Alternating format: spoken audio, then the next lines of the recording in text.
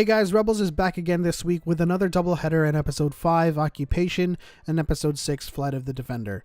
There's some real great goodies in these two episodes and it has me pumped to cover it, so let's just get straight into the recap. To start, the Ghost Crew has to go back to Lothal, but this time the Empire has a firm grasp on the territory and it's going to prove difficult to get in. To counter that, Ezra enlists the help of Izago in exchange for puffer pigs, and they successfully pass through the blockade.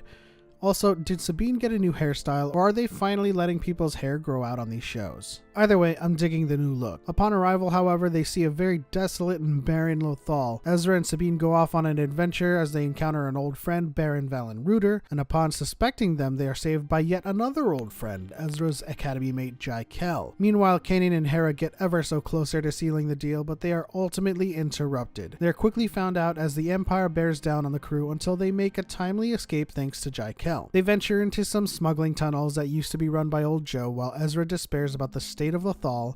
The Empire has Death Troopers on the lookout and it is now easier to spot them. Just listen for the Microsoft Sam voice pack and that's your Death Trooper. Finally, they are rescued by Ryder, and as they head to Ryder's camp, they tell him that they have to gather intel on a new TIE Defender prototype. Continuing into the next episode, Flight of the Defender, we're dropped straight into a recon mission by the crew at an Imperial base where the TIE Defender prototype is reportedly doing some flight tests. Volt Scarus brings the TIE Defender in as Sabine comes up with a plan to lift the data recorder from the ship so that they can deliver some much needed intel to Rebel Command. So yet again, Ezra and Sabine go off into the sunset together on another date, destined to blow something up, as Zeb likes to say. And as fate would have it, Thrawn shows up, severely putting a wrench in their plans. Ezra meets eyes with a Loth Wolf briefly, but it disappears. So what happens next? You guessed it. Before Ezra is overrun by troopers, Sabine decides to steal the TIE Defender and, yes, blow everything up. After dispatching the interceptors, Thrawn pulls the plug on the Defender by activating the kill switch, and Ezra and Sabine crash land.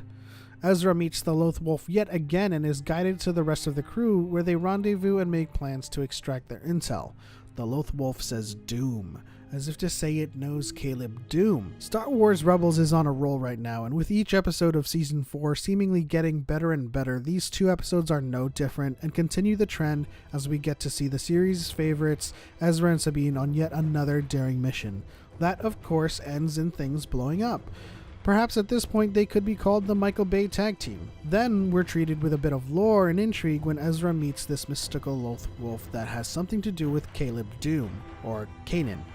There's a lot of speculation surrounding this creature, including rumblings that claim perhaps the wolf is Ahsoka Tano in some way, but I don't remember Ahsoka ever calling Kanan Caleb Doom, but it's always a possibility. And I have to point out that the ears on the Loth cat, as they wiggle when they reveal themselves, kind of does look like the Togruta head piece thing. So far, the liberation of Lothal and the Loth Wolf are the most intriguing pieces of the puzzle in these two episodes.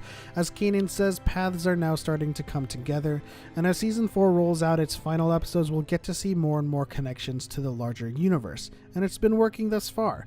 Anyways, that'll wrap up this review of Episode 5 and 6 of Star Wars Rebels Season 4. What did you guys think? Let me know in the comment section below who you think the Loth Wolf is or what they represent in the grand scheme of things. And until next time, we are one with the Force, and the Force is with us.